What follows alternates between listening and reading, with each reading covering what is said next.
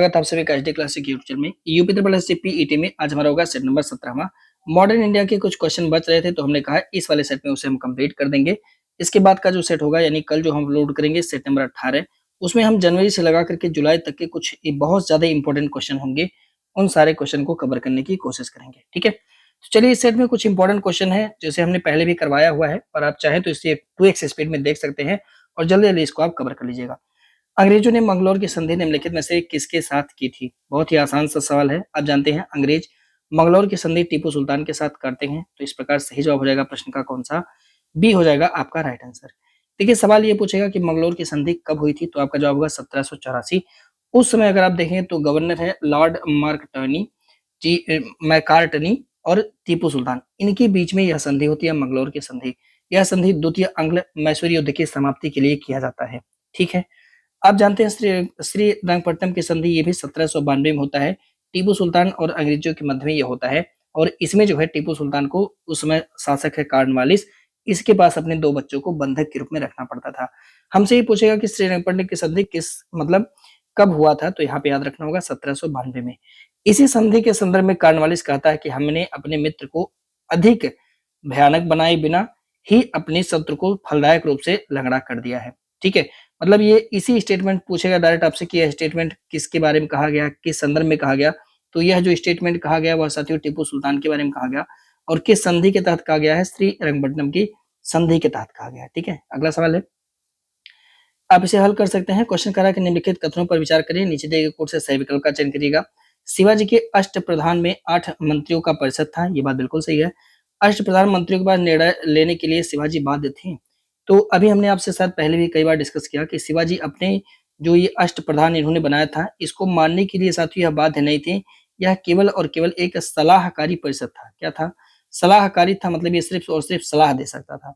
तो ये वाला विकल्प आपका गलत हो जाएगा, केवल एक हो जाएगा इस प्रश्न का राइट आंसर, सही जवाब। ठीक है, आप जानते हैं जो ये अष्टप्रधान थे साथियों 8 मंत्रियों का परिषद था। हालांकि इनको कोई पृथक स्वतंत्र अधिकार नहीं था, मतलब ऐसा नहीं है कि इनके पास अपना खुद का कोई पावर होगा, नहीं।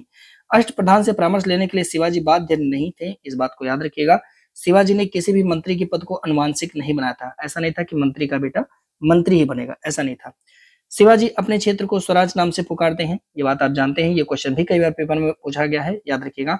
इन्होंने अपने क्षेत्रों को 5 प्रांतों में बांटा हुआ है और ये प्रांत फिर से साथियों महलों में डिवाइड थे और महल के जो अधिकारी था, मतलब जो देख रेख करता था, इसे जो है सर हवलदार के नाम से जाना जाता था। और ये सवाल पेपर में कई बार आया हुआ है कि यहाँ पे जो महलों के अधिकारी वो कौन है? तो महल से हम लोग महल समझ लेते हैं, नहीं, वो महल है जो कि जैसे इनका जो प्रांत था, जैसे इसमें प्रदेश है तो उत्तर प्रदेश है, तो उसके बाद जिला बटा हुआ है, तो इसी तरह से समझिएगा 5 प्रांत था और प्रांत जो है वो कई सारे महलों में बटा हुआ है। ठीक है, अच्छा, फिर से महल को वो तरफों में बांट देते हैं, जैसे हमारा जिला हो गया, फिर जिला आप जानते हैं फिर थाना में बट जाएगा। ठीक है, इस तरह से। तो इसका जो तर्फ हुआ करता है, तर्फ के अधिकारी हवलदार है, इसको आपको थोड़ा सा याद रखना होगा। फिर तर्फ आगे चल के साथियों ये गांव में बटा हुआ था जिसके अधिकारी पटेल या फिर पाटिल हुआ करते हैं। तो इस पॉइंट को थोड़ा बहुत ध्यान से समझिएगा। देखिए प्रांत पूरा जो क्षेत्र है उसको क्या कहा गया? स्वराज कहा गया। फिर ये स्वराज वाला क्षेत्र किसमें बटा साथियों? प्रांत बटा। प्रांतपति इसके मेन हुआ करते हैं, हेड हुआ करते हैं। फिर से यह जो प्रांत हुआ साथियों यह किसमें डिवाइड हुआ? तो ये महलों में डिवाइड हुआ, जिसके जो हेड हुआ करते हैं उन्हें सर हवलदार के नाम से जानते हैं। फिर अगेन ये जो महल है साथियों यह तरफों में डिवाइड हुआ, तरफ के जो अधिकारी हैं उन्हें हवलदार कहा गया है। फिर ये तरफ किसमें बटा है साथियों? तो यह तरफ बटा है आपका गांव में। याद रखिएगा क्योंकि आपके सिलेबस में सीधे दिया हुआ है मराठा साम्राज्य, इसीलिए बहुत डीपली यहाँ पे जाना है। ठीक है, समझिए। अगला प्रश्न कह रहा है कि शिवाजी के समय में सर देशमुख क्या था? ये क्वेश्चन भी बहुत ज्यादा इंपॉर्टेंट है। सर देशमुख इनमें क्या है साथियों? ये सर देशमुख वसूलते थे पड़ोसी देशों से वसूला जाने वाला एक प्रकार का कर है। ठीक है, तो 2 शब्द इस्तेमाल होता है, एक साथियों था चौथ नाम का टैक्स और एक कर हुआ करता था सर देशमुख। ठीक है, सर देशमुख। आपको ध्यान रखना होगा कि ये दोनों प्रकार के कर साथियों, ठीक है, ये दोनों प्रकार का कर था, लेकिन सर देशमुख एक प्रकार का भूमि कर था। ठीक है, सर देशमुख क्या है? भूमि कर है। अभी समझेंगे तो डी हो जाएगा प्रश्न का राइट आंसर। देखिए शिवाजी के समय में माप जो है वो जरीब की मदद से होता था, जैसे इस समय भी आपके लेखपाल वगैरह जरीब लेकर आते होंगे मापने के लिए, जिसमें 20 जो है खाने हैं। ठीक है, इसे उस समय साथियों काठी भी कहा जाता था। ठीक है, चौथ क्या था यहाँ पे शिवाजी के समय में? तो यह पड़ोसी देशों से वसूला जाने वाला कर था जिसकी मात्रा राज्य की आय का यानी राज्य की जो इनकम होगी उसकी 1/4 थी, 1/4 था। जो उनके सीमावर्ती राज्य थे वो इन्हें देते थे चौथे। सर देशमुख क्या साथियों, यह भी पड़ोसी देशों से वसूला जाने वाला कर था, जो कि भूमि कर के रूप में था, और भूमि कर का 1/10 भाग उपज जो होता था साथियों, उसका जो है ये लेते थे। ठीक है, तो इस प्रकार से आपको क्लियर हो जाना चाहिए चौथ और सर देशमुख के बारे में। अगला, शिवाजी के उत्तराधिकारी हुए, इनको कालक्रम के अनुसार लगाना है, पर इनके बारे में जानकारी कुछ नहीं रखना है। तो शिवाजी के उत्तराधिकारी सबसे पहले संभाजी बनते हैं साथी। तो शिवाजी के बाद कौन उत्तराधिकारी में आ जाता है? संभाजी। तो इस प्रकार से तीसरा पहले आ जाना चाहिए। डी आंसर हो जाएगा आपका राइट आंसर, क्योंकि कहीं भी तीसरा पहले नहीं दिया हुआ है। संभाजी के बाद साथियों राजाराम आ जाते हैं, तीसरे के बाद दूसरा आना चाहिए। तो संभाजी के बाद देखिएगा यहाँ तीसरे बाद पहला आना चाहिए साथी, सॉरी तीसरे बाद साथियों पहला आना चाहिए। उसके बाद साथियों ताराबाई आ जाती है, तो ये आना चाहिए आपका दूसरे नंबर पे। ठीक है, बिल्कुल सही है, यही आपका हो जाएगा राइट आंसर। ठीक है, देखिए शिवाजी के उत्तराधिकारी की बात करें तो संभाजी आते हैं, फिर राजाराम आ जाते हैं, फिर ताराबाई आते हैं, फिर साहू जी, फिर राजाराम द्वितीय आ जाते हैं। ठीक है, इसी संदर्भ में एक सवाल और आपसे पूछ सकता है कि पेशवा, क्योंकि दो पीरियड में हम बांटते हैं, तो शिवाजी के जो उत्तराधिकारी थे वो, और एक पेशवाओं का समय था वो। ठीक है, पेशवा में कह रहा है कि साथियों निम्नलिखित पेशवाओं को कालक्रम के अनुसार लगाइए। पहले कौन पेशवा हुए, उसके बाद कौन पेशवा हुए। तो सबसे पहले पेशवा थे साथियों बालाजी विश्वनाथ। कौन थे? बालाजी विश्वनाथ, यानी पहला हो जाएगा आपका पहले पर। इसके बाद साथियों बाजीराव प्रथम आ जाते हैं, मतलब 1720 से 1740 तक रहते हैं, तो ये आपका हो जाएगा दूसरा। इसके बाद साथियों बाजीराव प्रथम के बाद बालाजी बाजीराव आ जाते हैं, बिल्कुल सही है, इसके बाद हो जाएगा तीसरा। इसके बाद बालाजी बाजीराव के बाद साथियों माधव आ जाते हैं, माधवराव चौथा। 1, 2, 3, 4 इस प्रश्न का राइट आंसर होगा, यानी अगर आप देखेंगे तो ए हो जाएगा आपका इस प्रश्न का सही जवाब। ठीक है, अब यहाँ पे थोड़ा ध्यान रखेंगे कि पेशवाओं का क्रम से याद करना पड़ेगा, पेपर में आएगा, थोड़ा ध्यान रखिएगा, कई बार पेपर में पूछा जा चुका है। तो देखिए सबसे पहले तो बालाजी विश्वनाथ बनेंगे, फिर उसके बाद बाजीराव प्रथम, फिर बालाजी बाजीराव बनेंगे, फिर उसके बाद माधवराव, नारायण राव, फिर माधव नारायण राव, फिर उसके बाद बाजीराव सेकंड। ये इनका सीक्वेंस है, आपको थोड़ा सा ध्यान रखना है। अगला, वाक्यान्वीस के बारे में हमने कल भी चर्चा आपसे किया था कि निम्नलिखित में से अष्टप्रधान में वाक्यान्वीस कौन है। तो आप जानते हैं साथियों कि दरबारी लेखक हुआ करते हैं, वाक्यान्वीस दरबारी मंत्री थे जो दरबार में लिखने का काम करते थे, राजा के काम वगैरह का। तो अष्टप्रधान में वाक्यान्वीस भी शामिल है, तो इस प्रकार से बी हो जाएगा प्रश्न का राइट आंसर, यानी सही जवाब। ठीक है, देखिए बात करेंगे वाक्यान्वीस का, तो शिवाजी के अष्टप्रधान में मंत्री हैं जो कि दरबारी लेखक थे साथियों, यहाँ तक करिएगा। और यह जो है गुप्तचर और सूचना विभाग के काम को भी देखते हैं। वर्तमान में जैसे आज के गृह मंत्री हैं, उसी तरह से उस समय शिवाजी के समय में वाक्यान्वीस नाम का मंत्री हुआ करता है। अगला, निम्नलिखित में से कौन सा सही सुमेलित नहीं है, और इस प्रश्न को लगाएंगे आप इंपॉर्टेंट, क्योंकि यहाँ पे ऐसे ही आपसे सवाल पूछेगा। आप जानते हैं, आपको याद होगा कि जो ये चिटनस नाम का व्यक्ति है, यह धार्मिक मामलों पर सलाह नहीं देता, बल्कि सद्र नामक जो है, यहाँ पे सद्र नामक जो है पंडित हुआ करते हैं, जो धार्मिक मामलों पर साथियों सलाह देते थे। तो चिटनस नहीं होगा, यहाँ पे ध्यान रखिएगा।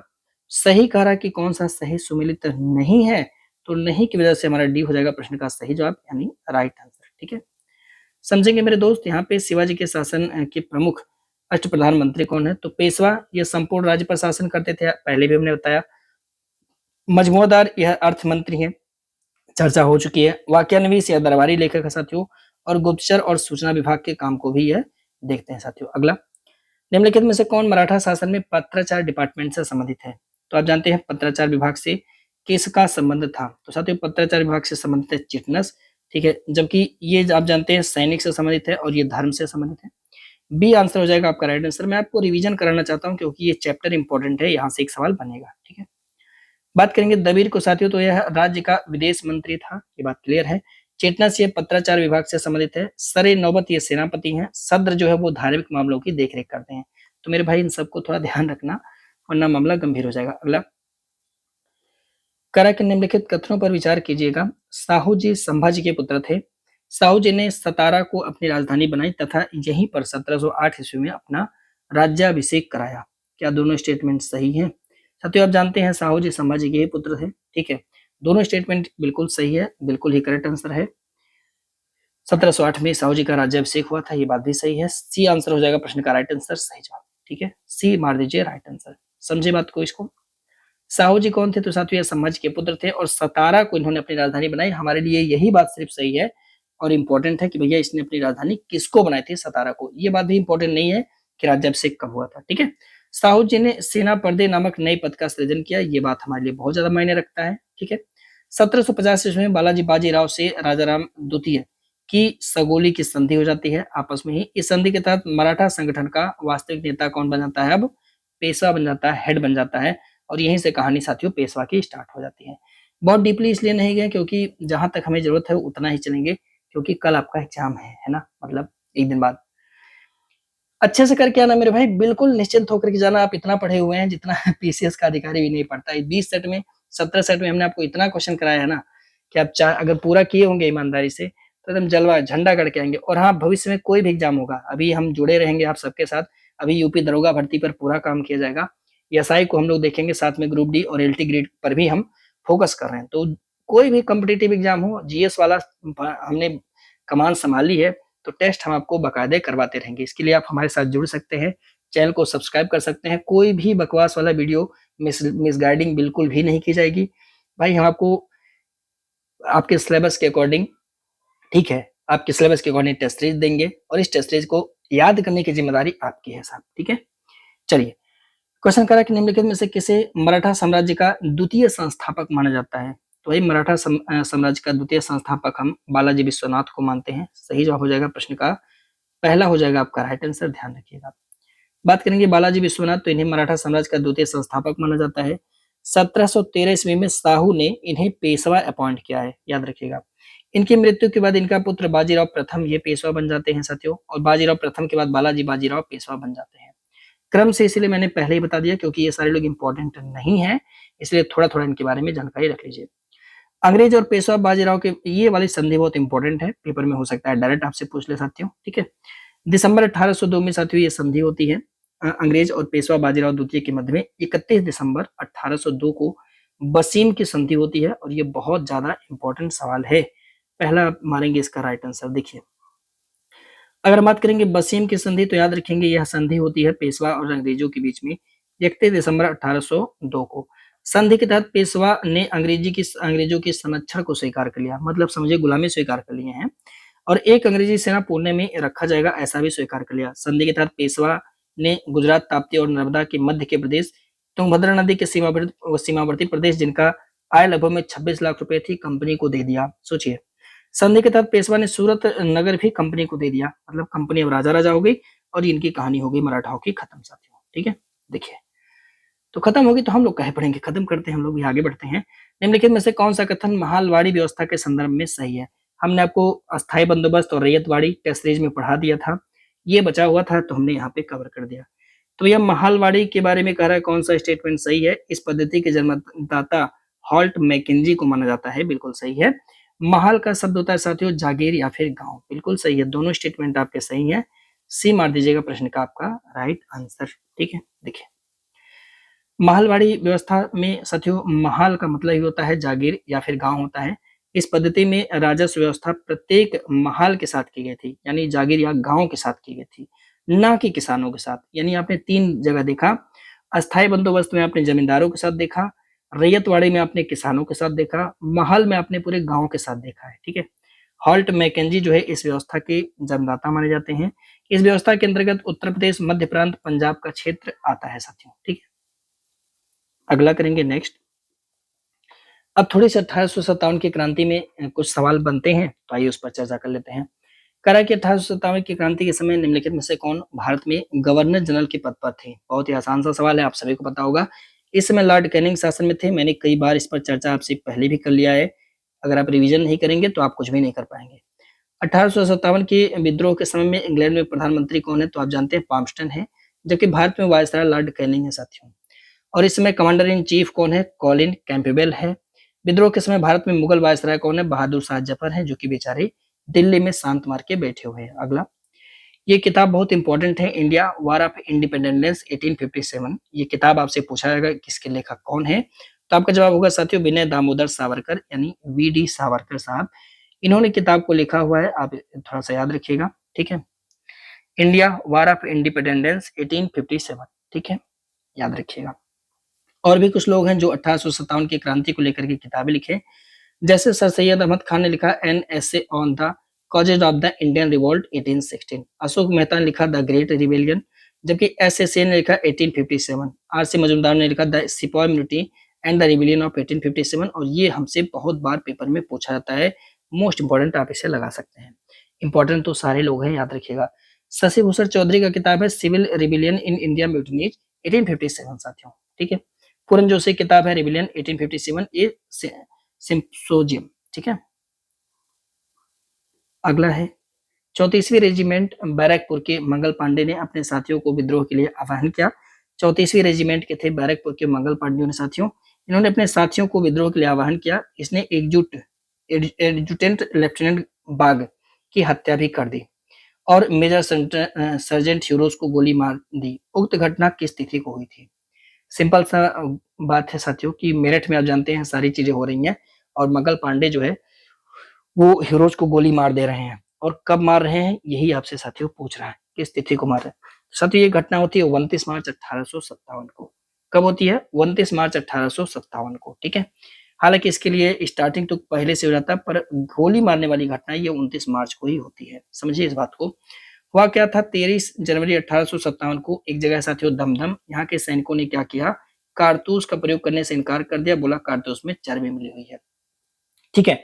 13 जनवरी को ऐसा काम हुआ तो वहां पे शांति किसी तरह से पहुंचाई गई। लेकिन फिर आगे चल के 26 फरवरी 1857 को बहरामपुर के सैनिकों ने कारतूस के प्रयोग से पूरी तरह से मना कर दिया, बोला नहीं करेंगे प्रयोग। तो वहां भी किसी तरह से मार पीट के समझाया गया। लेकिन साथियों उफान तब मचा 29 मार्च 1857 को जब 34वीं रेजिमेंट बैरकपुर के मंगल पांडे ने अपने साथियों के साथ विद्रोह के लिए आह्वान किया और वहां पर जो मतलब हेड थे एडजुटेंट लेफ्टिनेंट बाग, इनकी हत्या कर दी, गोली मार दी धड़ाक से। मेजर सर्जेंट पर भी गोली चलाई पर ये मतलब मेजर सर्जेंट ह्यूसन इस पर गोली चलाया पर ये बच गया। भागने की कोशिश इन्होंने नहीं की क्योंकि इन्हें पता है भागेंगे क्या मतलब है, गद्दारी करने से मंगल पांडे स्थित रहे और मंगल पांडे साथियों पकड़े जाते हैं। अंततः 8 अप्रैल को इनको फांसी पर लटका दिया जाता है मंगल पांडे को। अब सैनिकों में एकदम से विद्रोह मच गया कि ऐसा कैसे कर दिया गया। अब यही विद्रोह आगे हमें 1857 के रूप में देखने को मिलेगा। देखिए 1857 की क्रांति के संबंध में निम्नलिखित स्टेटमेंट पर चर्चा करें, नीचे दिए कोड से सही विकल्प पढ़िए। कह रहा कि मेरठ की क्रांति का श्री गणेश 9 मई 1857 को हुआ था, ठीक। विद्रोहियों ने बहादुर शाह द्वितीय को भारत का सम्राट घोषित किया, तो ये बात तो बिल्कुल सही है। लेकिन पहला वाला क्या स्टेटमेंट सही है ये आपसे पूछ रहा है साथियों, ठीक है, कि पहला वाला स्टेटमेंट सही है या नहीं सही है। तो साथियों पहला वाला स्टेटमेंट भी सही है क्योंकि 9 तारीख को ही कई सारे सैनिकों को निकाल दिया जाता है, ठीक है। 9 मई को कई सारे सैनिकों को निकाल दिया जाता है साथियों। इसके बाद ये विद्रोह साथियों शुरू हो जाता है। बिल्कुल सही है, सी हो जाएगा आपका इस विकल्प में राइट आंसर। समझेंगे इस बात को। देखिए 24 अप्रैल 1857 ईस्वी को मेरठ में तैनात सैनिकों ने चर्बी लगे कारतूस के प्रयोग से मना कर दिया, बोले नहीं करेंगे, मतलब फांसी हो गई। उसके बाद फिर आगे चल के साथियों 9 अप्रैल 1857 को बस इन लोगों को क्या कर दिया गया, इनको रिस्ट्रिकेट मतलब बाहर कर दिया गया। तो कुछ लोग को जेल में डाल दिया गया, कुछ लोग को बाहर कर दिया गया। ज्यादा दिन नहीं बीता 9 मई 1857 को मेरठ के अधिकांश सैनिकों को साथियों बर्खास्त कर दिया गया, ठीक है। मतलब दोषी करार करके कि इन लोगों ने जानबूझ के 24 अप्रैल को ऐसा कुछ किया था। यहीं से साथियों मेरठ की क्रांति का श्री गणेश माना जाता है। आगे क्या हुआ 10 मई 1857 को मेरठ में तैनात भारतीय सैनिकों ने विद्रोह कर दिया। अपने अधिकारियों पर गोली चलाकर जेल में रिहा जितने भी भारतीय कैदी थे इन सबको फ्री करा दिया। 11 मई 1857 को मेरठ के विद्रोही दिल्ली पहुंचे और 12 मई 1857 को दिल्ली पर अधिकार कर लिया और बहादुर शाह द्वितीय या आप कह सकते हैं बहादुर शाह जफर जो कि अंतिम मुगल सम्राट हैं, इनको फिर से जो है मुगल शासन का हेड बना दिया यानी सम्राट बना दिया गया, ठीक है। अगला निम्नलिखित में से किसने रुहेलखंड में 1857 की क्रांति का नेतृत्व किया था, यानी इस क्रांति का नेतृत्व रुहेलखंड में कौन करता है। अब अलग अलग जगहों पर होगा साथियों। तो रुहेलखंड में आप देखेंगे तो खान बहादुर खान जो है यह जो है नेतृत्व करते हैं साथियों।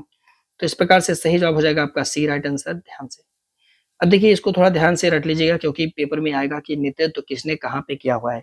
जैसे दिल्ली में आप देखेंगे तो जनरल बख्त खान ने नेतृत्व किया, कानपुर में नाना साहिब है, लखनऊ में बेगम हजरत महल है, इनका एक बच्चा है बिरजिस कादिर, उसको लेकर के ये आंदोलन कर रही हैं। बरेली में साथियों खान बहादुर खान है, बिहार में कुंवर सिंह जी कर रहे हैं, फैजाबाद में मौलवी अहमदुल्ला साहब कर रहे हैं, झांसी की रानी झांसी में कर रही हैं, ठीक है। अगला करेंगे नेक्स्ट, निम्नलिखित में से किसने इलाहाबाद में 1857 की क्रांति का नेतृत्व किया था। साथियों इलाहाबाद में अगर आप देखेंगे तो नेतृत्व लियाकत अली साहब करते हैं। तो इस प्रकार सही जवाब हो जाएगा आपका कौन सा, बी हो जाएगा आपका राइट आंसर, ठीक है। क्रांति में बहुत सारे लोगों ने साथियों मदद किया हुआ है। आगे चल के अभी मामला गंभीर हो जाएगा, अंग्रेज जब फूट डालो राज करो की नीति करने लगेंगे, ठीक है। देखिए इलाहाबाद में देखेंगे तो लियाकत अली, ग्वालियर में देखेंगे तात्या टोपे, गोरखपुर में गजाधर सिंह है, जबकि सुल्तानपुर में शाहिद हसन है, संबलपुर में सुरेंद्र साई है, मथुरा में देवी सिंह है, जबकि मेरठ में साथियों कदम सिंह नेतृत्व कर रहे हैं 1857 की क्रांति का। अगला, 1857 की क्रांति की असफलता का क्या कारण था? आखिर में इतनी जगह नेतृत्व होने के बाद भी क्रांति असफल क्यों हो गई? पहली बात साथियों कि विद्रोह का सीमित स्वरूप था, यानी उत्तर भारत में ही ये विद्रोह देखने को मिला, दक्षिण भारत में विद्रोह नहीं हो पाया। तो दक्षिण भारत के भी जितने भी मतलब ब्रिटिश रेजिमेंट के लोग थे सब आकर के अच्छे से मतलब पीटे उठे, ठीक है। अगर दक्षिण भारत वाले लोग भी मदद किए होते तो बहुत बेहतर रूप से हो जाता। देसी नरेश और सामंत की गद्दारी, जो देसी नरेश थे वो एकदम अलग हो गए, उनको तो कोई मतलब ही नहीं था, अपने में लड़ो भिड़ो मरो, कोई दिक्कत नहीं है, ठीक है। वो सोच रहे थे कि किसानों का है, सैनिकों का है, लड़ने दो, इसमें हम लोग का क्या जाता है, हम लोग मौज करेंगे, है ना। जैसे अभी वर्तमान में आप देख ही रहे हैं, किसान लड़ रहे हैं पर लोग अपना पॉलिटिशियंस घूम रहे हैं बीएमडब्ल्यू लेकर के, और गर्मी इतनी तेज है ना। योग्य नेतृत्व का अभाव था, मतलब जो पढ़े लिखे लोग थे वो इसमें शामिल ही नहीं हुए। मतलब ऐसा नहीं था कि जो लोग लड़ रहे थे वो पढ़े लिखे नहीं थे, ऐसा नहीं था, लेकिन बहुत सारे नेतृत्व नहीं कर पाए ना, तो सेना कहाँ जाएगी? अगर उसको नेतृत्व नहीं करेंगे तो बेचारा उल्टा सीधा तरीके से बस कूद के जान देने वाली बात हो जाएगी, है ना। तो साथियों ये सारे कारण थे, बिल्कुल सही है, डी हो जाएगा आपका राइट आंसर, सही जवाब, ठीक है। ये सारे कारण थे इसमें। देखिए विद्रोह का सीमित स्वरूप, देसी नरेशों की गद्दारी, ये सब संगठन का इसमें अभाव है, कोई इंस्टीट्यूशन नहीं बनाए। अब आप देखेंगे 1885 के बाद साथियों भारत में इतनी सारी संगठन बनती है जिसकी कोई सीमा नहीं है, ठीक है। और संगठन बना करके, ग्रुप बना करके दबाव सरकार पर डालने का काम महात्मा गांधी जैसे अन्य लोगों ने किया। निश्चित उद्देश्य का अभाव था, इन्हें पता ही नहीं था कि हम क्या कर रहे हैं, बस इन्हें पता है जो मिलेगा उसको ठोक दो। सीमित संसाधन है इनके पास गोला बारूद जैसी भी चीजें कम है। जन समर्थन का अभाव है, बहुत ज्यादा लोग इनका हेल्प भी नहीं किए, ठीक है। 19वीं शताब्दी के अंतिम दशक में लिखी गई पुस्तक बंकिम चंद्र चटर्जी के आनंद मठ का कथानक निम्नलिखित में से किस विद्रोह से था? अब साथियों हम कुछ अन्य विद्रोह को देखेंगे जो कि उस समय चल रहा है। तो उन्हीं विद्रोहों में एक विद्रोह साथियों आपका सन्यासी विद्रोह, और सन्यासी विद्रोह का जो कथानक है वह आनंद मठ में लिखा गया, यानी आनंद मठ के बेस पर लिखा गया साथियों, तो इसको थोड़ा ध्यान रखेंगे। अगर हम बात करेंगे सन्यासी विद्रोह को लेकर के, तो यह विद्रोह हुआ कब था? 1763 से 1800 के बीच में हुआ था, बंगाल में हुआ था।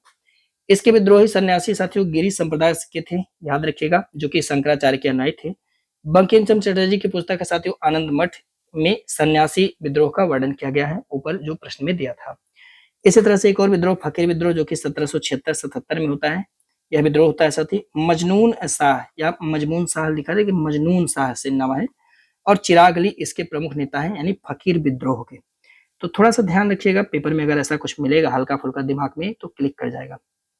अगला है साथियों, करा कि गोमधर कुंवर और रूपचंद्र कुनार के नेतृत्व में असम क्षेत्र में अहोम विद्रोह कब हुआ था? तो ये 1828 से 33 के बीच में हुआ था साथियों, अहोम का विद्रोह जो कि असम में हुआ है। तो 1828 से 1833 इस प्रकार सही जवाब हो जाएगा प्रश्न का, बी आपका हो जाएगा राइट आंसर, ठीक है मेरे दोस्त। देखिए कुछ विद्रोह देख लेंगे, जैसे सन्यासी विद्रोह 1763 से 1800 के बीच में, फकीर विद्रोह आप देखेंगे 1776 से 1777, अहोम का विद्रोह 1828 से 1833 तक, पागलपंथी विद्रोह आप देखेंगे 1813 से 1831 तक, जबकि फराजी आंदोलन 1820 से 1858, भावी आंदोलन 1830 से 1860 है, कोका आंदोलन 1840 से 1872 है, संथालों का विद्रोह साथियों 1855 से 56 के बीच में, मुंडा या उलकुलर विद्रोह, तो एक बार इसका स्क्रीनशॉट कर लेना, एक दो बार आज पढ़ना, एक दो बार कल पढ़ना, पेपर में आएगा तो टिकल हो जाएगा अपने आप से। मालाबार तट पर मोपलाओं का विद्रोह कब हुआ था? ये आपसे पूछा जा सकता है पेपर में। मालाबार तट पर मोपला का विद्रोह कब हुआ साथियों? याद रखिएगा 1836 से 1851 के बीच में मोपलाओं का विद्रोह हुआ है, केरल में हुआ है, मालाबार के तट पर, ठीक है। कुछ और विद्रोह जिन्हें आप याद कर सकते हैं, जैसे कच्छ का विद्रोह 1819 से 31 में, बघेरा का विद्रोह 1818 से 19 के बीच में, सूरत का नमक आंदोलन ये 1844। अच्छा वो धरासड़ा कांड वाला नमक नहीं है, याद रखेंगे, धरासड़ा कांड जो हुआ था साथियों 1830 में, सॉरी 1930 में, 1930 में, ये वो वाला नहीं है, ठीक है। मोपलाओ का विद्रोह 1836 से 51 के बीच में, पोलीगर का विद्रोह होता है 1799 से 1801 में, पाइकाओं का विद्रोह होता है 1817 से 25, खासी विद्रोह होता है 1828 से 33। एक बार में नहीं याद होगा, दो तीन बार इसको देख लीजिएगा, डिस्क्रिप्शन बॉक्स में लिंक दिया हुआ है, आप वहां से पीडीएफ भी डाउनलोड कर सकते हैं। मुंडा विद्रोह या उलगुलन विद्रोह का नेतृत्व बिरसा मुंडा को कब गिरफ्तार किया गया था? एकदम एटरनमली क्वेश्चन है, अगर ऐसा पूछ लिया तो ध्यान रखेंगे 3 फरवरी 1900 को बिरसा मुंडा को गिरफ्तार किया जाता है। प्रश्न का जवाब हो जाएगा साथियों पहला, ये हो जाएगा आपका इस प्रश्न का राइट आंसर। देखिए, बात करेंगे मुंडा विद्रोह या फिर उलगुलन विद्रोह की, तो 1895 से 1901 के मध्य में यह विद्रोह छोटा नागपुर यानी बिहार में हुआ था। इसके प्रमुख नेता कौन है साथियों? बिरसा मुंडा थे, और इस विद्रोह को महाविद्रोह के रूप में भी जाना जाता है। ठीक है, और इसे सरदारी लड़ाई के नाम से भी प्रसिद्ध है यह वाला विद्रोह। 1895 ईस्वी में इस विद्रोह का नेतृत्व साथियों बिरसा बिरसा मुंडा के द्वारा किया गया है, और बिरसा मुंडा ने अपने आप को भगवान का दूत कहा है। 3 फरवरी 1900 को साथियों इसे जो है सिंहभूम यानी उत्तराखंड से गिरफ्तार किया जाता है। अंत में साथियों यह जो है जून 1900 में इसकी मृत्यु हो जाती है, इसको बीमारी हो जाता है, बीमारी से बिरसा मुंडा की मृत्यु हो जाती है। अगला है, पागलपंथी विद्रोह के नेता निम्नलिखित में से कौन थे? साथियों पागलपंथी विद्रोह के नेता इनमें से टीटू मीर हैं, याद रखिएगा। दूदू मीर और टीटू मीर ये दो लोग का नाम आता है। तो इस प्रकार से सही जवाब हो जाएगा प्रश्न का कौन सा? आपका सी हो जाएगा साथी सही जवाब। ठीक है, देखिए फकीर विद्रोह अगर आप देखेंगे तो यहाँ पे मजनून शाह और चिराग अली इसके नेता है, जबकि अहोम विद्रोह गोमधर कुंवर और रूपचंद्र कोनवार इसके नेता है। पागलपंथी टीटू मीर या दूदू मीर इसके नेता है साथियों, जबकि फर्जी आंदोलन की दूदू मीर है, याद रखिएगा। संथाल विद्रोह के सिद्धू और कान्हू है, ये इंपॉर्टेंट है। कोल विद्रोह बुद्धो भगत और गंगा नारायण, ये भी बहुत ज्यादा इंपॉर्टेंट है। खासी विद्रोह के साथियों तीरथ सिंह, जबकि रंपा विद्रोह के राजू रंपा है। अगला, राजा राम मोहन राय द्वारा आत्मीय सभा की स्थापना कब की गई थी? ये तो बहुत ही आसान सा सवाल है, पहले भी मैंने आपको कई बार इसके बारे में बताया हुआ है। तो आप जानते हैं राजा राम मोहन राय 1814-15 के आसपास में आत्मीय सभा की स्थापना करते हैं। तो इस प्रकार से सही जवाब हो जाएगा आपका डी प्रश्न का राइट आंसर। ठीक है, देखेंगे मेरे दोस्त, आप जानते हैं इनको राजा राम मोहन राय को नवजागरण का अग्रदूत, सुधार आंदोलन का प्रवर्तक, आधुनिक भारत का पिता, नव प्रभात का तारा भी कहते हैं। 1809 ईस्वी में इनका पहला ग्रंथ फारसी भाषा में तोहफत उल मुहिद्दीन यानी इक्केश्वरवादियों का उपहार लिखा गया था साथियों, प्रकाशित हुआ था। 1814-15 में इन्होंने आत्मीय सभा का गठन किया हुआ है। इनके द्वारा 1816 में वेदांत सोसाइटी की भी स्थापना की जाती है, ध्यान रखिएगा। अगला है कि राजा राम मोहन राय ब्रह्म सभा की स्थापना कब की गई थी, जो कि आगे चल के ब्रह्म समाज बना। इसको तो आप बिना देखे चुटकियों में सॉल्व कर देंगे। 1828 मैंने कई बार आपसे चर्चा किया हुआ, सी मार दीजिए प्रश्न का राइट आंसर। ठीक है, 1821 में इन्होंने कलकत्ता यूनिटेरियन कमेटी की भी स्थापित किया। 1820 में आप जानते हैं प्रीसेप्ट्स ऑफ जीसस नामक इन्होंने पुस्तक लिखा। 20 अगस्त 1828 को इन्होंने ब्रह्म सभा की स्थापना की, जो आगे चल के ब्रह्म समाज बन जाता है। 1817 में डेविड वेयर की सहायता से इन्होंने कलकत्ता में हिंदू कॉलेज की स्थापना की। 1825 में आप जानते हैं इन्होंने वेदांत कॉलेज की स्थापना की, और इन्हीं के कहने पर सरकार के द्वारा 1829 में सती प्रथा बंद किया गया। मैंने कई बार आपसे इस पर चर्चा की हुई साथियों। ठीक है, अगला, निम्नलिखित में से कौन सा कथन राजा राम मोहन राय के संदर्भ में सही है? इन्होंने 1821 ईस्वी में बंगाली संपादित पत्रिका संवाद कौमुदी का भी प्रकाशन किया था, ये इन्हीं की पत्रिका है। आप कहोगे हाँ सर। 1823 में अकबर द्वितीय ने इन्हें राजा की उपाधि प्रदान की थी, तो आप कहोगे हाँ सर, ये दोनों स्टेटमेंट सही है। तो बिल्कुल सही हो जाएंगे, सी हो जाएगा प्रश्न का राइट आंसर। सर दोनों बातें यहाँ पे सही है। ठीक है, बात करेंगे राजा राम मोहन राय, तो इन्होंने 1821 ईस्वी में बंगाली मतलब पत्रिका थी संवाद कौमुदी, बंगाली भाषा में थी, इन्होंने प्रकाशन किया हुआ है। 1822 में इन्होंने मिरात उल अखबार का प्रकाशन किया, जो कि फारसी भाषा में, साथियों याद रखिएगा। अंग्रेजी में इन्होंने ब्रह्मानिकल मैगजीन भी निकाली हुई है। 1830 में इन्हें राजा की पदवी दी गई है मुगल सम्राट अकबर द्वितीय के द्वारा। 1833 में साथियों ये ब्रिस्टल में जाते हैं इंग्लैंड में, जहां पे इनकी मृत्यु हो जाती है, वहीं पर दफना दिया जाता है। उसका 1843 में देवेंद्रनाथ टैगोर ब्रह्म समाज का नेतृत्व संभालते हैं। अब जानते हैं 1839 में देवेंद्रनाथ टैगोर के द्वारा तत्वबोधनी सभा का गठन किया गया है साथी। अगला, महात्मा गांधी द्वारा दांडी मार्च की शुरुआत कब की गई थी? बहुत ही आसान सा सवाल है, आप सभी जानते हैं। शुरुआत कब की गई थी? 12 मार्च से शुरू करते हैं, 6 अप्रैल को खत्म हो जाता है ना। मतलब खत्म तो 5 अप्रैल को होता है, पर 6 अप्रैल तक वो नमक कानून तोड़ देते हैं गांधी जी, है ना। सही हो जाएगा सी वाला। अगर आप भी चुन रहे सी है तो बिल्कुल ही करेक्ट आंसर है मेरे भाई। दांडी मार्च की बात करेंगे तो आप जानते हैं इसमें महात्मा गांधी के 78 समर्थक इनके साथ हैं, और साबरमती आश्रम से, जिसे इन्होंने कब बनाया था? 1915 में बनाया था। आसाम में है, ओ सॉरी गुजरात में है साथियों। यहाँ से इनके 78 समर्थक इनके साथ चलते हैं 12 मार्च 1930 को, और चलते चलते 24 दिन तक चलते हैं, 240 मील यात्रा करते हैं। उसके बाद 5 अप्रैल 1930 को दांडी पहुंच जाते हैं। रात में पहुंचते हैं, आराम करते हैं। फिर अर्ली मॉर्निंग 6 अप्रैल 1930 को गांधी जी ने नमक हाथ में लेकर के नमक कानून तोड़ा, और जैसे गांधी जी ने तोड़ा उसके बाद हर जगह नमक कानून टूटने लगा। जहां जहां नमक की फैक्ट्रिया थी वहां वहां पर भी नमक की फैक्ट्रिया समझिए बंद होने के कगार पे आ गई। 14 अप्रैल 1930 को नमक कानून तोड़ने के कारण जवाहरलाल नेहरू जी को अरेस्ट कर दिया गया, बंद कर दिया गया। गांधी जी को भी हालांकि बंद कर दिया जाता है। 21 में 1930 को साथियों एक कांड होता है, इसका नाम साथियों धरासला कांड, और इसमें बेब मिलर अपने हाथों से कहता है कि ब्रिटिश सरकार बहुत ही बर्बरता पूर्वक लोगों को मार रही है। बेब मिलर ये ब्रिटिश पत्रकार है साथियों, जो इस समय गांधी जी के साबरमती आश्रम में रुका हुआ है, क्योंकि धरासला कांड में सरोजिनी नायडू, इमाम साहेब मणिलाल जो कि गांधी जी के पुत्र हैं, ने लगभग 2000 आंदोलनकारियों के साथ धड़ासना नमक कारखाने पर धावा बोल दिया और पुलिस ने इन्हें विधिवत तरीके से पीटा हुआ है। तो बे मिलर कहता है कि ये बहुत ही कायरतापूर्ण कार्य है, ऐसा नहीं करना चाहिए, आंदोलनकारियों पर इतनी जो है बर्बरतापूर्वक अत्याचार नहीं करना चाहिए था। अगला प्रश्न है साथियों सविनय अवज्ञा आंदोलन के संदर्भ में। अब देखिए इसी के साथ 12 अप्रैल को ही समझिए सविनय अवज्ञा आंदोलन शुरुआत हो जाता है, क्योंकि दांडी मार्च एक रूप से सविनय अवज्ञा आंदोलन के रूप में ही जाना जा रहा होता है। ठीक है, करा कि इसमें रानी गोविंदलू ने इस आंदोलन का नेतृत्व मणिपुर में किया, वही नमक वाला ही आंदोलन है साथियों, तो बिल्कुल सही है, सही जवाब होगा। इस आंदोलन में महिलाओं की भागीदारी सर्वाधिक मानी जाती है, बिल्कुल सही है। अभी जितने आंदोलन अन्य होंगे, चाहे वो आपका भारत छोड़ो आंदोलन हो, चाहे वो आपका असहयोग आंदोलन हो, उन सभी आंदोलनों में साथियों जो ये सविनय अवज्ञा आंदोलन था, जो कि 1930 में मार्च 1930 में स्टार्ट होता है, इसमें महिलाओं की भूमिका सबसे ज्यादा थी। ठीक है, तो यहाँ पे इस बात को ध्यान रखिएगा, आपसे डायरेक्ट क्वेश्चन पूछेगा कि निम्नलिखित में से किस आंदोलन में सबसे ज्यादा महिलाओं की भूमिका थी, तो आपका जवाब होगा सविनय अवज्ञा आंदोलन। सी हो जाएगा प्रश्न का मेरे भाई राइट आंसर। समझेंगे। अब जानते हैं मार्च 1930 में ये आंदोलन भाई साहब स्टार्ट होता है। पेब मिलर इस समय साबरमती में है, जो कि ब्रिटेन के मतलब एक प्रकार के पत्रकार है साथियों। मणिपुर में आंदोलन का विद्रोह ये रानी गोविंदलू ने कहा है, और इन्हीं को नेहरू जी ने पहाड़ों की रानी की उपाधि दी हुई है। जो सविनय अवज्ञा आंदोलन है, इस आंदोलन में महिलाओं की भूमिका सबसे ज्यादा है। कुछ नाम याद कर सकते हैं, सरोजिनी नायडू, राजकुमारी अमृता कौर, डॉक्टर राधाबाई, कमला देवी चट्टोपाध्याय, ये सारी महिलाएं, ऐसी कई सारी असंख्य महिलाएं साथियों शामिल हैं। इस आंदोलन में मुसलमानों की भूमिका नगण्य थी, मुस्लिम साम्राज्य इसमें मदद नहीं कर रहा है, कुछ आपसी मनमुटाव है, क्योंकि इसी समय साथियों वो अलग पृथक जो है मांग कर रहे हैं। ठीक है, मतलब एक अलग पाकिस्तान की वो मांग करने पे लग चुके हैं। 1930 से ही ये काम वो शुरू कर देते हैं। आचार्य विनोबा भावे की बात करेंगे तो पहली बार इस आंदोलन के दौरान गिरफ्तार हुए, अभी तक बेचारे गिरफ्तार नहीं हुए थे, पर इस आंदोलन के दौरान सविनय अवज्ञा आंदोलन के दौरान आचार्य विनोबा भावे भी गिरफ्तार हो जाते हैं। इनके समेत लगभग में साथियों 90,000 लोग आंदोलन में जेल में डाल दिए जाते हैं। गांधी जी भी इस समय जेल में ही है। अगला, अब देखिए इन सारे मामलों को लेकर के आंदोलन चल ही रहा था, तब तक गांधी इरविन के बीच में समझौता होने की बात आती है कि भाई ऐसे मार कब तक चलेगा। तो गांधी इरविन के बीच में समझौता कब होता है साथियों? यह समझौता कराया जाता है 5 मार्च 1930 को, और इस समझौते में मेन प्ले करते हैं रोल पे तेज बहादुर सप्रू साहब। ठीक है, इन्हीं के द्वारा ये दोनों समझौता संपन्न कराया जाता है 5 मार्च 1930 को।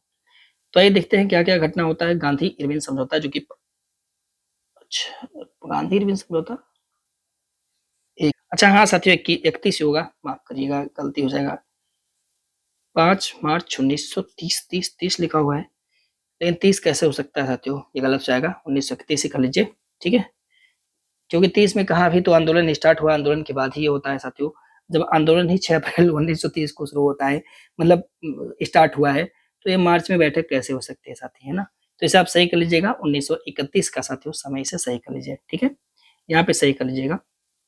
देखिए यहाँ सही लिखा है, एक्सप्लेनेशन में सही लिखा जाता है। 5 मार्च 1931 को दिल्ली में साथियों होता है गांधी इरविन के मध्य में समझौता, और इस समझौते में तेज बहादुर सप्रू और एम.आर. जयकर के सहयोग से गांधी और इरविन के मध्य में यह वार्ता साथियों संपन्न होती है। तेज बहादुर सप्रू की समझौते पर हस्ताक्षर में महत्वपूर्ण भूमिका रहती है, और ये सवाल पेपर में भी कई बार पूछा गया है। सरोजिनी नायडू ने इस समझौते में गांधी और इरविन को दो महात्माओं का संगठन यानी सम्मेलन या मिलन कहा हुआ है। ठीक है, अब क्या कहा गया, इसमें कहा गया कि भाई देखो गांधी जी जो आपका ये सविनय अवज्ञा आंदोलन स्टार्ट किया गया है, आप उसे बंद कर देंगे। भारतीय राष्ट्रीय कांग्रेस द्वितीय गोलमेज सम्मेलन में भाग लेने के लिए कहती है, क्योंकि पहला गोलमेज सम्मेलन हो रहा होता है, और कहता है कि ब्रिटिश कांग्रेस जो है ब्रिटिश सामानों का बहिष्कार नहीं करेगी। ये तीनों बातें रखी जाती हैं साथियों। इसी के कुछ दिन बाद आप जानते हैं फांसी पर चढ़ा दिया जाता है भगत सिंह को, जिस कारण से गांधी जी की बहुत ज्यादा बुराई होती है, क्योंकि गांधी जी बचा सकते थे, पर गांधी जी बचा नहीं पाते हैं बेचारे, है ना, ध्यान रखिएगा। प्रथम गोलमेज सम्मेलन नवंबर 1930 में लंदन में हुआ था। इसमें लगभग में कितने भारतीय प्रतिनिधियों ने भाग लिया हुआ है? तो देखिए प्रथम गोलमेज सम्मेलन जब हो रहा तो गांधी जी बेचारे जेल में हैं इसमें, लेकिन 89 प्रतिनिधि फिर भी भाग लेते हैं भारत की तरफ से, जो अन्य संगठनों से हैं। इसमें भारतीय राष्ट्रीय कांग्रेस का कोई भी सदस्य शामिल नहीं होता है। तो इस प्रकार से सही जवाब हो जाएगा प्रश्न का B right answer. Ambedkar ji यहाँ पर भी गए हुए हैं, इसको थोड़ा ध्यान रखिएगा। प्रथम गोलमेज सम्मेलन की बात करेंगे तो नवंबर 1930 में हुआ। किंग जॉर्ज पंचम सम्मेलन का भाई साहब उद्घाटन करते हैं। सम्मेलन में कुछ कुल 89 भारतीय प्रतिनिधि शामिल होते हैं, लेकिन भारतीय राष्ट्रीय कांग्रेस इसमें भाग नहीं लेता है। सम्मेलन में जो शामिल होते हैं तेज बहादुर सप्रू हैं, श्रीनिवास शास्त्री हैं, डॉक्टर भीमराव अम्बेडकर जी भी हैं, मोहम्मद अली जिन्ना भी इसमें शामिल है, एम आर जयकर, मुंजे और केटी पाल, ऐसे अन्य भी लोग शामिल हैं, पर ये प्रमुख हैं। यह सम्मेलन अंततः समाप्त हो जाता है क्योंकि भारतीय राष्ट्रीय कांग्रेस नहीं आई है भारत की तरफ से, तो बड़ी पार्टी थी भारतीय राष्ट्रीय कांग्रेस और वही नहीं जाएगी तो कोई मतलब निकलता नहीं है। 19 जनवरी 1931 को साथियों यह जो है समाप्त कर दिया जाता है। इसी के बाद जो है गांधी इरविन समझौता हो जाता है 5 मार्च 1931 को, और वो कहता है गांधी जी से कि भाई इस बार जो द्वितीय सम्मेलन होगा उसमें आप भाग लेना। तो कह रहा साथियों द्वितीय गोलमेज सम्मेलन हुआ और सम्मेलन में कई सारे लोग गए, ठीक है, लेकिन कह रहा है कि इनमें से कौन भाग नहीं लिया हुआ है। तो अगर आप देखेंगे तो देवदास गांधी, महात्मा गांधी, सरोजिनी नायडू ये सब लोग जाते हैं, पर यहाँ पे जो सर मौलाना आजाद हैं यह साथियों द्वितीय गोलमेज सम्मेलन में भी नहीं जा पाते। तो इस प्रकार से ए हो जाएगा आपका राइट आंसर यानी सही जवाब, ठीक है। देखिएगा द्वितीय गोलमेज सम्मेलन की बात करेंगे तो 7 सितंबर 1931 से लेकर के साथियों दिसंबर 1931 के बीच में होता है। 29 अगस्त 1931 का समय है जब महात्मा गांधी निकलते हैं अपने घर से और राजपूताना नामक जहाज पे बैठते हैं। इनके साथ महादेव देसाई, मदन मोहन मालवीय, देवदास गांधी, घनश्याम दास बिरला जो कि एक बिजनेसमैन है, प्यारेलाल नैयर, सरोजिनी नायडू, मीराबेन, ये सभी लोग जो है लंदन पहुंच जाते हैं। कौन सा जहाज है? राजपूताना नामक जहाज है। लंदन के किंग्सले हॉल में साथियों लोग ठहरते हैं, लेकिन नहीं जाते हैं इनके साथ में कौन कौन लोग हैं। इनकी ये है साथियों राजेंद्र प्रसाद, जवाहरलाल नेहरू और मौलाना आजाद, ये लोग जो है नहीं जाते हैं। स्पष्ट हुआ कि यहाँ पे महात्मा गांधी जो है वो एकमात्र कांग्रेस की तरफ से नेतृत्व करने वाले हैं, याद रखिएगा। सांप्रदायिक प्रस्ताव पारित होता है, अम्बेडकर जी कहते हैं सांप्रदायिक आधार पर विभाजन की बात, जिसे नाखुश होकर के महात्मा गांधी वापस चले जाते हैं और वापस आकर के फिर से जो है सविनय अवज्ञा आंदोलन स्टार्ट कर देते हैं। हालांकि आगे चल के 1934 में फिर से ये सविनय अवज्ञा आंदोलन अपना वापस ले लेते हैं, पर बेचारे आकर के स्टार्ट कर देते हैं, तुरंत इनको जेल में फिर से बंद कर दिया जाता है। यरवदा जेल में साथियों इनको जमा कर दिया जाएगा, ठीक है। तो यहाँ पे ध्यान रखना होगा। अगला, निम्नलिखित कथनों पर विचार कीजिए, नीचे दिए गए कोड से सही विकल्प का चयन कीजिए साथियों, ठीक है। कह रहा है क्या क्वेश्चन, कह रहा है कि डॉक्टर भीमराव अम्बेडकर द्वारा तीनों गोलमेज सम्मेलन में भाग लिया गया, जैसा कि आपने देखा बिल्कुल सही था। 16 अगस्त 1932 को रैमजे मैकडोनाल्ड द्वारा सांप्रदायिक अधिनिर्णय की घोषणा की गई, बिल्कुल सही है। अब देखेंगे तो रैमजे मैकडोनाल्ड के द्वारा सांप्रदायिक अधिनिर्णय की घोषणा कर दी जाती है, सी हो जाएगा प्रश्न का राइट आंसर। अब इसके बाद महात्मा गांधी बेचारे आमरण अनशन पे बैठ जाएंगे और बहुत खतरनाक, ठीक है। तीसरा गोलमेज सम्मेलन होता है 17 नवंबर 1932 से 24 दिसंबर 1932 के बीच में, और इसमें ना तो भारतीय राष्ट्रीय कांग्रेस जाता है और ना ही महात्मा गांधी जाते हैं। डॉक्टर भीमराव अम्बेडकर ये तीनों गोलमेज सम्मेलन में भाग लेते हैं और इस सम्मेलन के दौरान यानी तीसरे सम्मेलन के दौरान भारत शासन अधिनियम 1935 साथियों जारी किया जाता है। 1932 में लोथियन कमेटी की सिफारिश पर साथियों उस समय याद रखेंगे ब्रिटेन प्रधानमंत्री थी रैमजे मैकडोनाल्ड, इनके द्वारा 16 अगस्त 1932 को सांप्रदायिक अधिनिर्णय यानी कम्युनल अवार्ड की घोषणा कर दी जाती है, जिसके खिलाफ साथियों महात्मा गांधी द्वारा आगे चल के 20 सितंबर 1932 को पहला आमरण अनशन, अभी तक महात्मा गांधी आमरण अनशन नहीं किए थे कि मतलब जब तक जान नहीं जाएगा तब तक अनशन चलेगा, अगर मेरी बात नहीं मानी जाएगी तो आमरण अनशन पर बैठ जाते हैं। अब आमरण अनशन पर बैठने के बाद साथियों डॉक्टर भीमराव अम्बेडकर और गांधी जी के अनुयायी, गांधी जी के साथ नहीं, गांधी जी के अनुयायी के साथ में पूना समझौता करना पड़ता है। तो गांधी जी बोल दिए कि भाई ऐसा नहीं हो सकता, देश का बंटवारा आप नहीं कर सकते, इसके लिए आप सबको एकजुट रहना होगा, ठीक है। डॉक्टर भीमराव अम्बेडकर और महात्मा गांधी के मध्य में 20 सितंबर 1932 को साथियों पूना समझौता होता है, जिसे हम पूना पैक्ट के नाम से जानते हैं। 24 सितंबर 22 सितंबर दिया हुआ है, 20 सितंबर 1932 को हुआ था पूना समझौता, ठीक है। तो 24 सितंबर 1932 लिखा हुआ है, क्यों 24 सितंबर 1932 लिखा हुआ है साथियों? इसलिए क्योंकि कभी-कभी पूना पैक्ट लिख देता है, ठीक है।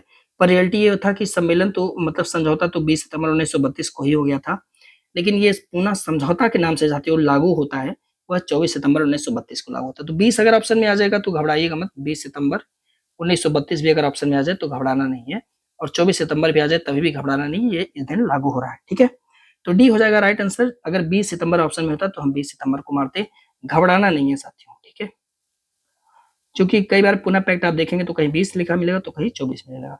तो 20 जो है पुनः समझौता साथियों 20 सितंबर 1932 में हो जाता है भीमराव अम्बेडकर और महात्मा गांधी के मध्य में, ऐसा। लेकिन याद रखना होगा कि गांधी जी से इस समझौते पर हस्ताक्षर नहीं किया हुआ है, दलित समुदाय की ओर से डॉक्टर भीमराव अम्बेडकर हैं, जबकि हिंदू समुदाय ओर से पंडित मदन मोहन मालवीय ने इस पर हस्ताक्षर किए हुए हैं सर, है ना। अगला क्वेश्चन कह रहा है कि खुदाई खिदमतगार संगठन के संस्थापक निम्नलिखित में से कौन है? तो आप जानते हैं इसके संस्थापक खान अब्दुल गफ्फार खान जी हैं, यानी इस प्रकार सही जवाब हो जाएगा प्रश्न का आपका राइट आंसर बी, सही जवाब हो जाएगा। इनका जो ये संगठन है खुदाई खिदमतगार, इसे लाल कुर्ती संगठन के नाम से जाना जाता है। और आप जानते हैं खान अब्दुल गफ्फार खान को हम बादशाह खान या फिर सीमांत गांधी के नाम से भी जानते हैं साथियों। ठीक है, अगला सवाल है, भारत सरकार अधिनियम 1935 के तहत 1937 में प्रांतीय चुनाव किया गया था और कहा कि इस प्रांतीय चुनाव में कितने प्रांतों में भारतीय राष्ट्रीय कांग्रेस को बहुमत मिली। हालांकि भारतीय राष्ट्रीय कांग्रेस को 5 राज्यों में बहुमत मिल जाता है, माने 5 प्रांतों में, लेकिन इनकी सरकार जो है वो 6 प्रांतों में बनती है। पर हमसे पूछा कितने मतलब बहुमत मिल जाती है कितने प्रांतों में, तो 5 प्रांतों में साथियों इन्हें बहुमत मिली हुई है। तो इस प्रकार सही जवाब हो जाएगा आपका बी प्रश्न का राइट आंसर। देखिए, अगर हम बात करेंगे प्रांतीय चुनाव, तो आप जानते हैं 1937 में भारत सरकार अधिनियम 1935 के तहत प्रांतों में चुनाव करा दिया जाता है। कुल 11 प्रांत में चुनाव होता है, जिनमें से 5 प्रांत ऐसे हैं, मद्रास, बिहार, मध्य प्रांत और बरार, संयुक्त प्रांत और उड़ीसा। यहाँ पे ये जो है पूर्ण बहुमत से जीत जाती है भारतीय राष्ट्रीय कांग्रेस। लेकिन ये 6 प्रांत में बम्बई में जो है साथियों एक बड़ी पार्टी बना लेती है और वहां पर भी ये जो है अपनी सरकार बना लेती है। तो इस प्रकार से ये जीत जाती है, लेकिन ये सिर्फ और सिर्फ 18 महीने तक ही चल पाती है। क्यों? क्योंकि द्वितीय विश्व युद्ध हो जाता है और द्वितीय विश्व युद्ध में बिना मंत्रिपरिषद मतलब बिना इनकी सरकार से पूछे ही ब्रिटिश सरकार भारतीयों को कह देती है कि ये लोग भी द्वितीय विश्व युद्ध में शामिल हैं। तो भारतीय राष्ट्रीय कांग्रेस सोचता है मतलब हमारा कोई मतलब है नहीं है। भारतीय राष्ट्रीय कांग्रेस के सभी सदस्य 22 अक्टूबर 1939 को इस्तीफा दे देते हैं। फिर खुश हो जाते हैं मोहम्मद अली जिन्ना साहब, उन्होंने 22 दिसंबर 1939 को मुक्ति दिवस मनाने का आह्वान किया हुआ है। ठीक है, क्योंकि जिन्ना जी को अब वो डिवाइडेशन का जो फंडामेंटल कीड़ा था वो घुस गया था दिमाग में। सुभाष चंद्र बोस द्वारा राष्ट्रीय योजना समिति का गठन कब किया गया था? राष्ट्रीय योजना समिति का गठन कब किया गया था? तो मेरे भाई याद रखेंगे 1938 में राष्ट्रीय योजना समिति का गठन किया गया। नीचे जवाब होगा आपका प्रश्न का बी हो जाएगा आपका राइट आंसर। 1938 में इन्होंने ऐसा क्योंकि आप जानते हैं 2 अधिवेशन होता है साथियों, एक तो हरिपुरा अधिवेशन, एक आपका त्रिपुरा अधिवेशन। तो हरिपुरा अधिवेशन 1938 में होता है, त्रिपुरा अधिवेशन आपका 1939 में होता है साथियों। ठीक है, दोनों अधिवेशन की अध्यक्षता सुभाष चंद्र बोस करते हैं, पर 1938 में जो अधिवेशन हुआ उसमें अध्यक्षता सुभाष चंद्र बोस कर रहे हैं। अधिवेशन के दौरान एक प्रस्ताव पारित किया गया जिसमें कहा गया कि ब्रिटेन सरकार से बोल दो 6 महीने का समय उनको दे दो, अगर 6 महीने के अंदर वो भारत को आजाद नहीं करते हैं तो अगले 7वें महीने में विद्रोह कर दिया जाएगा, आंदोलन कर दिया जाएगा। इस प्रस्ताव से गांधी जी नाखुश हैं साथियों। महात्मा गांधी इस अधिवेशन के पूरी तरह से खिलाफ है। इसी समय सुभाष चंद्र बोस राष्ट्रीय योजना समिति लाते हैं जिसमें औद्योगिकीकरण पर बात कर देते हैं कि हम इंडस्ट्रियलाइजेशन करेंगे, बड़े बड़े उद्योग लगाएंगे और भारत का विकास करेंगे। गांधी जी की चरखा नीति के सीधे खिलाफ हो जाते हैं, तो महात्मा गांधी इस प्रकार सुभाष चंद्र बोस से और ज्यादा दुखी हो जाते हैं और आगे चल के इनके खिलाफ जब एक अधिवेशन होता है साथियों त्रिपुरा अधिवेशन, ठीक है, त्रिपुरा अधिवेशन होता है 1939 में, उसमें महात्मा गांधी इनके खिलाफ एक व्यक्ति खड़ा करते हैं और ये सवाल उसी पर पूछा जा रहा है कि किसी त्रिपुरा अधिवेशन में महात्मा गांधी द्वारा सुभाष चंद्र बोस के खिलाफ अध्यक्षता के लिए खड़ा किया गया था। साथियों याद रखिएगा इसमें पट्टाभी सीतारामैया को खड़ा कर देते हैं कि आप इनके खिलाफ खड़ा हो जाइए, ताकि जो ये मतलब जो ये प्रस्ताव लाया गया था हरिपुरा वाले अधिवेशन में वो पारित ना हो सके। लेकिन दुर्भाग्य से पट्टाभी सीतारामैया हार जाते हैं साथियों, और इनके हारने के बाद महात्मा गांधी इसे अपने ईगो पर ले लेते हैं और बहुत ज्यादा दुखी हो जाते हैं। इन्हें दुखी देख करके सुभाष चंद्र बोस साथियों इस्तीफा दे देते हैं। त्रिपुरा अधिवेशन 1939 दिसंबर 1939 जबलपुर मध्य प्रदेश में होता है और सुभाष चंद्र बोस फिर से चुन लिए जाते हैं। लेकिन पट्टाभी सीतारामैया को चूंकि गांधी जी अपने मतलब अपॉइंट कर रहे थे, इनको देख करके महात्मा गांधी का ईगो हर्ट हो जाता है कि मतलब हम हार गए। तो उनका प्रतिष्ठा यानी मान रखने के लिए सुभाष चंद्र बोस त्याग पत्र देते हैं। लेकिन पट्टाभी सीतारामैया फिर भी सीट पर नहीं बैठते हैं। उनके बाद जो है डॉक्टर राजेंद्र प्रसाद, जैसे ही सुभाष चंद्र बोस जो इस्तीफा देते हैं, डॉक्टर राजेंद्र प्रसाद साथियों कुर्सी पर बैठ जाते हैं, यानी त्रिपुरा अधिवेशन वही करते हैं। महात्मा गांधी द्वारा व्यक्तिगत सत्याग्रह की शुरुआत कब की गई थी? तो आप जानते हैं साथियों व्यक्तिगत सत्याग्रह महात्मा गांधी स्टार्ट करते हैं और यह सत्याग्रह जो है 1940 सितंबर में किया जाता है साथियों। अगर आप देखेंगे तो अक्टूबर 17 अक्टूबर 1940 कहीं दिख रहा है अक्टूबर 1940, तो अक्टूबर 1940 में साथियों इसकी स्टार्टिंग की जाती है। तो इसे आप याद रखिएगा 17 अक्टूबर 1940 को व्यक्तिगत सत्याग्रह स्टार्ट किया जाता है। और सवाल हमसे यहाँ पे पूछता है कि पहले सत्याग्रही कौन है साथियों, ठीक है। तो याद रखेंगे पहले सत्याग्रही विनोबा भावे बन जाते हैं, जबकि दूसरे सत्याग्रही पंडित जवाहरलाल नेहरू बन जाते हैं, तीसरे सत्याग्रही वो ब्रह्मदत्त करके एक व्यक्ति हैं वो बन जाते हैं। अगर हमसे भारत छोड़ो आंदोलन के बारे में पूछता तो हम लोग बताते हैं 9 अगस्त 1942 को यह आंदोलन स्टार्ट किया गया। लॉर्ड वेबल इस समय भारत में सेनापति है, इंग्लैंड में मतलब चर्चिल है और भारतीय राष्ट्रीय कांग्रेस की अध्यक्षता साथियों मौलाना अबुल कलाम आजाद के द्वारा किया जा रहा है। अगला प्रश्न निम्नलिखित में से किसके द्वारा भारत छोड़ो आंदोलन का समर्थन नहीं किया गया, यानी कौन इसके खिलाफ खड़ा हुआ था? तो साथियों यहाँ पे याद रखेंगे कि ये जो सारे संस्थान आप देख पा रहे हैं, ये सारे संस्थान चाहते हैं भारत छोड़ो आंदोलन ना चले। हिंदू महासभा जो कि जानते हैं 1915 में बना हुआ है, communist Party of India, Muslim league, ये सभी लोग चाहते हैं कि यह आंदोलन ना हो। डी हो जाएगा आपका राइट आंसर, सही जवाब साथियों। ठीक है, याद रखेंगे भारत छोड़ो आंदोलन आप जानते हैं 8 अगस्त 1942 को एक प्रस्ताव लाया गया था, मतलब नेहरू जी के द्वारा, जिसे पटेल जी के द्वारा समर्थन भी दिया गया था। इन्हीं के कहने पर 9 अगस्त 1942 से भारत छोड़ो आंदोलन स्टार्ट किया गया। Hindu Mahasabha, Communist Party of India, Unionist Party of Punjab, Muslim League, इन लोगों ने भारत छोड़ो आंदोलन का साथियों समर्थन नहीं किया। इसी आंदोलन के दौरान महात्मा गांधी द्वारा करो या मरो का नारा भी दिया गया था।